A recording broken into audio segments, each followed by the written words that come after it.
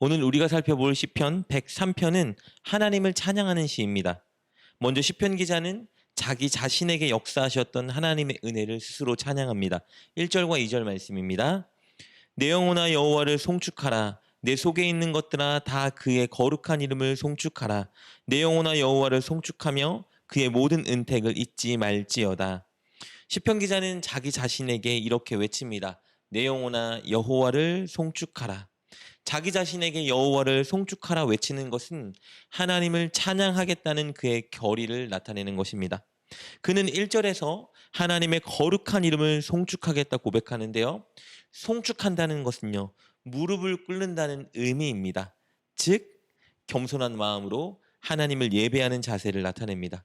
그리고 2절에서는요, 하나님의 모든 은택을 잊지 않겠다고 고백합니다. 하나님의 거룩한 이름을 송축하겠다는 말과 하나님의 모든 은택을 잊지 않겠다는 말은 동일한 의미입니다.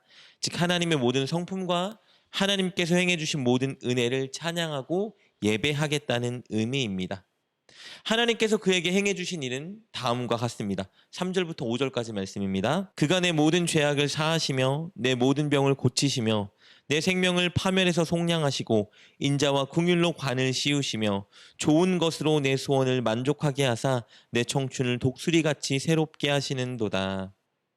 하나님은 시인 개인의 죄악을 사해 주셨고요. 그의 질병을 고쳐 주셨습니다. 그리고 그에게 인자와 긍휼을 베풀어 주셨고요. 그의 기도에 좋은 것으로 응답해 주셨습니다. 게다가 그를 독수리처럼 힘있게 하셨습니다. 시편 기자는 이렇게 자신에게 베풀어 주신 하나님의 은혜를 잊지 않고 또 자신을 향한 하나님의 아름다운 성품을 잊지 않고 그것을 찬양하겠노라 결단하고 찬양하고 있는 것입니다. 이렇게 자신에게 베풀어 주신 하나님의 은혜와 성품을 찬양한 그는 이어서 이스라엘 백성들에게 베풀어 주신 하나님의 은혜를 찬양하기 시작합니다. 그 내용은 6절부터 19절까지의 내용입니다. 먼저 그는 이스라엘의 죄를 용서해 주신 하나님의 죄사함의 은혜를 찬양합니다. 7절부터 12절까지의 말씀인데요. 출애굽한 이스라엘 백성들이 광야에서 죄를 짓고 범죄했을 때 그들을 용서해 주셨던 하나님의 은혜에 대한 내용을 다루고 있습니다. 그 중에 10절부터 12절까지의 말씀만 살펴보도록 하겠습니다. 이렇게 기록되어 있습니다. 우리의 죄를 따라 우리를 처벌하지는 아니하시며 우리의 죄악을 따라 우리에게 그대로 갚지는 아니하셨으니 이는 하늘이 땅에서 높음같이 그를 경외하는 자에게 그의 인자하심이 크심이로다. 동이 서에서 먼 것 같이 우리의 죄가를 우리에게서 멀리 옮기셨으며. 시편 기자는 하나님께서 인자하심으로 이스라엘의 죄를 옮겨주시고 용서해 주셨던 은혜의 사건을 기억하며 고백하고 있습니다. 이 사건은요, 출애굽기 32장부터 34장에 기록된 금송아지 우상숭배 사건을 배경으로 하고 있습니다. 이스라엘 백성들은 끊임없이 하나님을 원망하고 불평하는 죄를 짓다가 결국은 금송아지를 만들고 우상숭배하는 데까지 이르렀습니다. 그때 하나님은 그들이 행한 대로 그대로 그들을 심판하진 않으셨습니다. 그리고 그들을 결국 용서해 주셨었죠. 시편 기자는 그때 하나님의 그 죄사함의 은혜를 기억하며 노래하고 있는 것입니다. 그리고 이어서 시편 기자는 연약한 이스라엘의 인생을 불쌍히 여겨주신 하나님의 은혜를 찬양합니다. 그 내용은 13절부터 18절까지의 내용인데요. 그 중에서 13절부터 15절까지 내용을 살펴보겠습니다. 이렇게 기록되어 있습니다.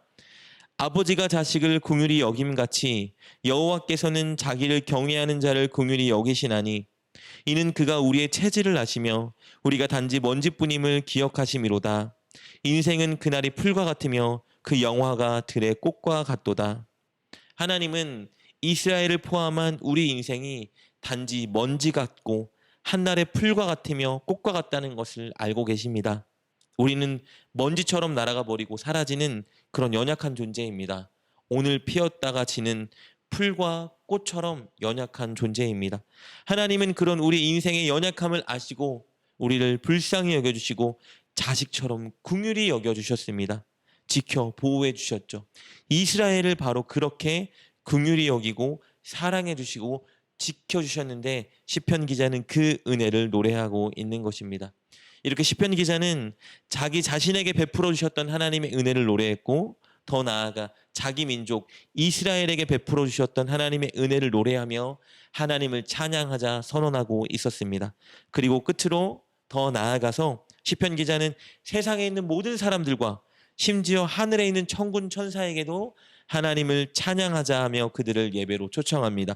21절 22절 말씀입니다. 그에게 수종들며 그의 뜻을 행하는 모든 천군이여 여호와를 송축하라. 여호와의 지으심을 받고 그가 다스리시는 모든 곳에 있는 너희여 여호와를 송축하라. 내 영혼아 여호와를 송축하라. 이렇게 오늘 본문은 하나님의 은혜를 찬양하며 더 나아가 하나님을 찬양하자고 권면하는 시편 기자의 노래를 다루고 있습니다. 시편 기자는 하나님의 죄사함의 은혜를 찬양했습니다.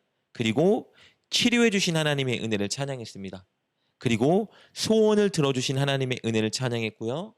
무엇보다 아름다운 하나님의 성품을 찬양했습니다. 그리고 끝으로 이제 하나님의 은혜와 아름다운 성품을 찬양해야 되는 자들이 해야 되는 한 가지 일을 제시해 줍니다. 그것은 하나님을 경외하는 일입니다. 17절 18절 말씀입니다.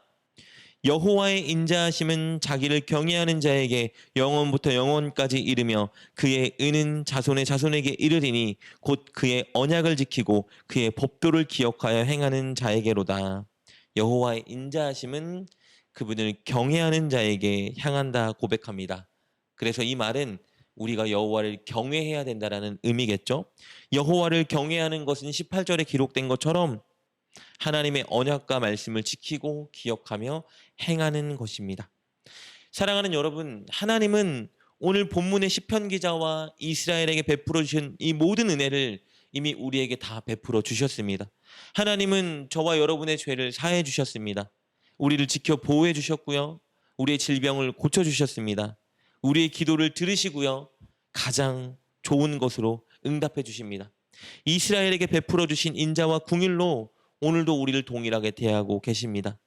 이렇게 시편 기자에게 이스라엘 백성들에게 주신 은혜를 우리에게 동일하게 베풀어 주신다면 그렇다면 우리도 하나님을 찬양해야 합니다. 그리고 하나님을 경외해야 합니다. 늘 우리에게 행해 주신 은혜를 고백하고 노래하기에 힘쓰고 그리고 하나님을 경외하여 하나님 말씀을 기억하며 행해야 합니다. 우리가 그렇게 살아갈 때 오늘 시편 기자가 하나님을 노래하는 찬양이 우리에게 메아리치며 도전을 주듯이 저와 여러분의 찬양과 삶이 다른 누군가에게 메아리쳐 그들도 하나님을 찬양하게 만들 것입니다. 오늘 하루 하나님이 여러분에게 행해 주신 은혜를 고백하며 또 하나님 말씀을 행하며 하나님을 경외하는 여러분 되시길 주님의 이름으로 축복합니다. 기도하겠습니다. 하나님, 이스라엘 백성들에게 베푸셨던 은혜를 우리에게 동일하게 베풀어 주셔서 감사합니다. 우리의 죄를 사해 주시고 우리의 질병을 고쳐 주시며 우리의 기도를 듣고 가장 좋은 방향으로 응답해 주셔서 감사합니다. 우리를 인자와 궁일로 대해 주시니 감사합니다. 늘 하나님의 그 크신 은혜를 노래하며 하나님 말씀에 순종하여 하나님을 경외하는 우리가 되게 하여 주옵소서. 예수님의 이름으로 기도드립니다. 아멘. 오늘 말씀을 통해 깨닫고 결단한 것은 무엇입니까? 그것을 붙들고 하나님께 기도합시다. 그리고 그렇게 실천하며 하루를 살아가는 여러분 되시길 주님의 이름으로 축복합니다.